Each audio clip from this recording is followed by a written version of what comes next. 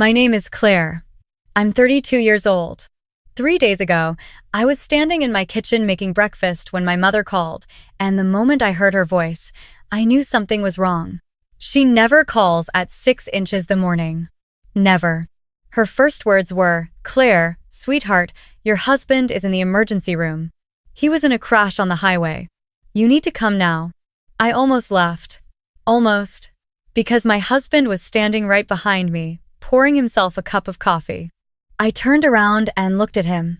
He looked back at me, confused. And I told my mother, "That's impossible. He's in our kitchen." She went silent for exactly 2 seconds. Then she said, "Claire, I am looking at him right now. Before I tell you what I found when I walked through those hospital doors, I just want to say if this story reaches you, please subscribe to HeartPath Stories and drop your country in the comments. I want to know where you're listening from." Now let me take you back to where this all began. My husband's name is Marcus. We had been married for 4 years. He works in logistics, which means his schedule was never perfectly predictable. Early mornings, occasional overnight trips, the kind of job where his phone rang at inconvenient hours, and he always had a reasonable explanation. I never questioned it. We had built something steady together. A small house outside of Charlotte, a routine we both loved, a kind of quiet happiness that I used to think only existed in movies. That particular morning started like every other one. Marcus had come home the night before from a 3-day work trip to Atlanta. I remembered being happy to see him, the way I always was after he'd been gone. We had dinner together, talked about nothing important, and went to bed early.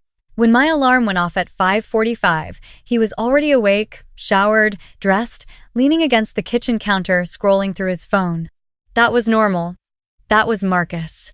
So when my mother called at 6:04 and told me my husband was in the emergency room of Mercy General Hospital 15 miles away, my first instinct was confusion, not fear. Because the man who kissed me on the cheek that morning was standing close enough that I could smell his shampoo. I put the call on speaker. My mother's voice filled the kitchen. "I'm here, Claire. I came in last night. I was going to surprise you for your birthday next week." I got in a cab from the airport, and the accident happened right in front of us on the highway. A truck hit a car. They pulled a man out. He had Marcus's ID. His wallet, his phone, his face. "Claire, I've been here all night." They said he's been unconscious since they brought him in. Marcus had gone very still. He was staring at my phone on the counter with an expression I couldn't quite read. Not panic. Something quieter than panic. He picked up his own phone, checked the screen, then looked at me. "There's obviously been some kind of mistake," he said calmly. "Maybe someone stole my identity. It happens." His voice was steady, reassuring even. The kind of calm that should have comforted me. It didn't. I grabbed my keys. Marcus offered to come with me. And here's the part that still makes my stomach turn when I think about it. He said it casually, almost as an afterthought. And when I said I'd go alone first to figure out what was happening, he nodded and sat back down at the kitchen table with his coffee. No argument. No insistence. No urgency at all. A husband who just heard that someone with his face and his ID was unconscious in an emergency room 15 miles away sat back down with his coffee. I told myself it meant nothing. I drove to the hospital telling myself it was identity theft, a clerical error, a nightmare I was about to wake up from. My mother met me in the lobby. She had been crying. She held my face in both hands before she said a single word, and that gesture, that careful, deliberate gesture, told me everything before she spoke. She walked me to the room. A nurse stepped aside, and I saw him. He was connected to monitors. His left arm was in a temporary brace. There was a bandage along his jaw and another above his right eye. But his face underneath all of it was Marcus's face. The same nose, slightly crooked from a break he got in college. The same jaw.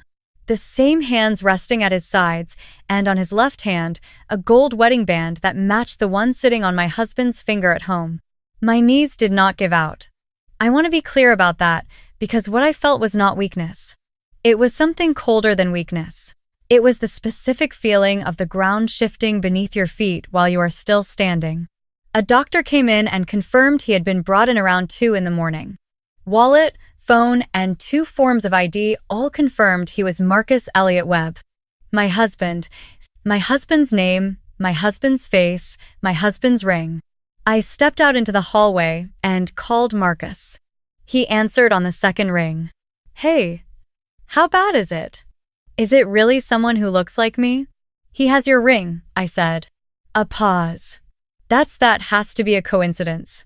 Claire, someone could have bought the same style. Marcus.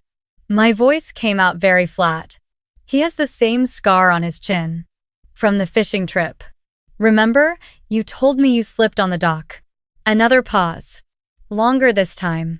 I'm sure there's an explanation, he said quietly. Come home. We'll figure this out together. I stood in that hospital hallway for a long time after I hung up. My mother found me there. She didn't say anything.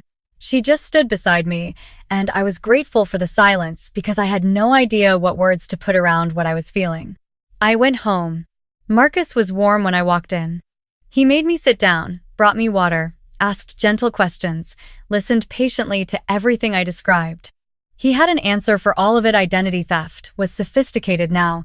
People could replicate documents. Surgeries existed that could alter appearances. The scar was probably coincidental. He said it all with such reasonable calmness that for a moment I almost talked myself back to the shore of normal. But I noticed things. Small things.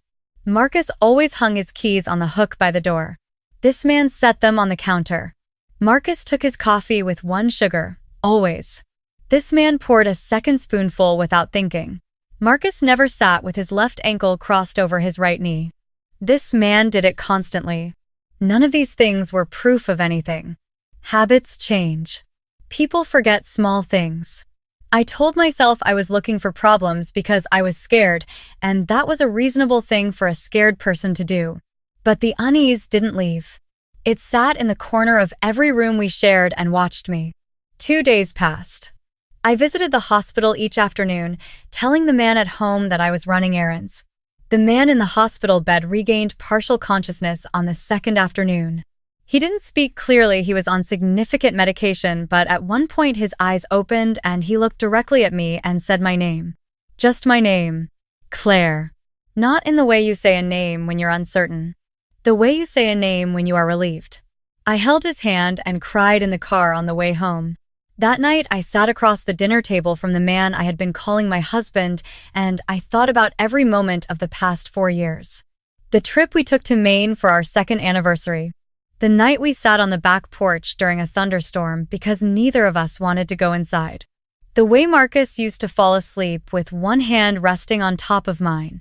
This man across the table smiled at me over his pasta and said, "You've been quiet. Is everything okay?" I said yes. I smiled back, and I decided right then that I would not ask questions out loud anymore. The call came on the 3rd morning. My mother again, but this time her voice wasn't shaking. It was controlled, deliberate. She said, "I need you to come to the hospital alone. Don't tell him where you're going. I found something, and you need to see it before you decide what to do." I told the man at home I was going to meet a friend for coffee. He kissed me on the cheek at the door. His lips were slightly warmer than I remembered. I had started cataloging details like this not because I wanted to, but because my mind wouldn't stop. My mother was waiting for me in a family consultation room near the ICU. She closed the door and locked it. Then she opened her laptop. She had spent the past 2 days making calls. My mother worked for 20 years as a hospital administrator before she retired, which means she knows how medical record systems work, which questions to ask, and more importantly, which people in a hospital are willing to talk when something doesn't feel right. "I found the clinic," she said. She turned the laptop toward me. On the screen was a private medical facility about 40 minutes outside of Charlotte. Not a hospital, a private surgical practice. The kind of place that didn't advertise. She had pulled their public business registration, cross-referenced it with a name she'd found in some of the injured man's personal contacts, a name I didn't recognize at first. Ryan Coulter. My mother said, "Does that name mean anything to you?"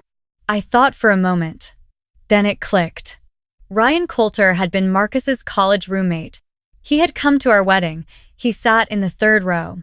I had spoken to him maybe 4 times in 4 years, always briefly, always pleasantly. A quiet man, polite in a way that never quite reached his eyes. She showed me a photograph from the clinic's staff directory, a before photo used in a patient testimonial that had since been removed from the clinic's website, but not from a cached version my mother had found. The before photo showed Ryan Coulter. The procedure listed was full facial reconstruction. The after results were not shown in the public record. They didn't need to be. My hands stopped working for a moment. I set them flat on the table. She continued carefully, because she is the kind of woman who knows when to slow down. She told me that the clinic had a record of a patient matching Ryan's initial profile undergoing a series of surgeries across 14 months. Jaw restructuring, rhinoplasty, brow modification. Procedures done in stages, systematically, by a team that specialized in what their own documentation called identity-adjacent reconstruction. He had not just altered his face. He had planned it. 14 months of surgeries to become someone specific. To become Marcus. My mother reached across the table and held both of my hands. "There's more," she said. I spoke with a contact at the Charlotte PD. Apparently, Ryan Coulter had 3 prior restraining orders, 2 from women he had become fixated on in his 20s and 1 more recent. The most recent one, Claire, she paused. It was filed by Marcus. 2 years ago. 2 years ago. We had been married for 2 years at that point. I never knew. Marcus had never told me. I thought about that for a long time, sitting in that consultation room. I thought about why a husband might not tell his wife about a restraining order filed against his college roommate. I don't know if he was trying to protect me from worry, or if he was ashamed, or if he simply thought it was handled and over. I will never know, because Marcus, the real Marcus, was still unconscious in a room down the hall. What I did know was that the man sleeping in my bed had been inside our home for at least 3 days. He had access to our finances, our passwords, our routines. And he had been watching me for long enough that he could replicate Marcus's manner, Marcus's voice, Marcus's habits almost perfectly. Almost. I asked my mother to get the hospital security team involved quietly. I asked her not to call the police yet. Not because I was protecting Ryan, I want to be clear about that. I was not protecting him. I was protecting the evidence. I had watched enough cases fall apart because someone moved too quickly and gave the other side room to maneuver. I needed every piece of this to be airtight. I needed there to be no version of events where he could claim confusion, mistaken identity, anything that would let him walk out of a courtroom. I went home and I acted normal for 4 more days. 4 days of dinners and conversations and careful, measured smiles. 4 days of watching him and memorizing every discrepancy, every small tell, every moment where Ryan Coulter slipped through the mask of my husband. I documented all of it. Not on my phone, on a small notebook I kept in the lining of my winter coat, the one hanging in the back of the closet. His tells were subtle but consistent. He never initiated conversation about our past in specific terms. When I mentioned the name of our first apartment building, he smiled and said, of course, without confirming the name. When I brought up Marcus's sister, he paused half a second too long before responding. He never once called my mother by her first name, which Marcus had done comfortably since our first year of dating. On the 5th day, I made my move. I had been in contact with a detective through my mother's connection at the Charlotte PD, someone experienced in identity fraud and stalking cases. We coordinated carefully. I told Ryan that I needed to go over some joint account paperwork with our financial advisor, that it required both of us present, and that it was time-sensitive because of a potential issue with a property refinancing. He agreed immediately. He had been pushing for access to our financial accounts since the 2nd day. He had asked 3 times, each time with a slightly different reasonable explanation. The 4th time, I had said yes. We sat across from each other in a conference room at our financial advisor's office. 2 detectives were waiting in an adjacent room. A 3rd was outside the building. Ryan smiled at me across the table. He was very good. Even then, knowing everything I knew, looking at my husband's face on someone else's skull, he was very good. I slid the account authorization form across the table toward him. He picked up the pen. I said, "Before you sign that, I need to ask you something." He looked up. "When did we get married?" I asked. He smiled. "June 14th. What year?" 2021. Both correct. He had done his research. I nodded slowly. "And what did you say to me?" I asked, "right before you put the ring on my finger?" He didn't answer immediately. Just a flicker 1/4 of a second where something moved behind his eyes. "You know what you said," I told him quietly. "And so do I. And you should know that Marcus is awake." He stood up. The door opened. He didn't run. I'll give him that. He stood there with my husband's face and my husband's hands, and he didn't run. He just looked at me with something I can only describe as grief, which made me angrier than any expression he could have worn, because he had no right to grief in that room. He was arrested on 6 counts, including aggravated identity fraud, criminal impersonation, conspiracy to commit murder in the 1st degree because the accident was not an accident. They confirmed that later: unlawful entry, financial fraud, and stalking. The DA added charges as the investigation expanded. Ryan had been planning this for almost 3 years. The financial motive was real. Marcus had recently become a partial owner of a regional distribution company, and the ownership structure included a spousal provision. Ryan had known about this because Marcus had mentioned it to him before the restraining order, before he understood what Ryan was becoming. The trial took 8 months. I attended every day. Ryan's defense tried to argue psychological disorder, diminished capacity, obsession as a disease rather than a choice. The judge was not moved. Neither was the jury. They deliberated for less than 4 hours. 22 years. That was the sentence. 22 years before he would be eligible for parole, and the judge made clear in her remarks that she would be writing a letter to the parole board when the time came. I was in the courtroom when they read it. I didn't cry. I just sat very still and felt something I can only describe as the ground becoming solid again beneath my feet. Marcus was released from the hospital 6 weeks after the accident. The recovery was long. There was a period where the medication made it hard for him to track conversations, and another period where he slept 16 hours a day, and a long stretch of physical therapy for his arm. I was there for all of it. The first night he came home, the real first night, the real him, in our real house. He sat on the edge of our bed and looked at me for a long moment without saying anything. Then he said, "I'm sorry I never told you about the restraining order." I sat down next to him. I thought about everything I wanted to say, all the fear I had carried for those 5 days, all the anger, all the grief of sitting across a dinner table from a stranger wearing the face of someone I loved. I said, "Tell me now." And he did. We talked until almost 3 in the morning, the way we used to talk when we were first dating, and neither of us wanted the conversation to end.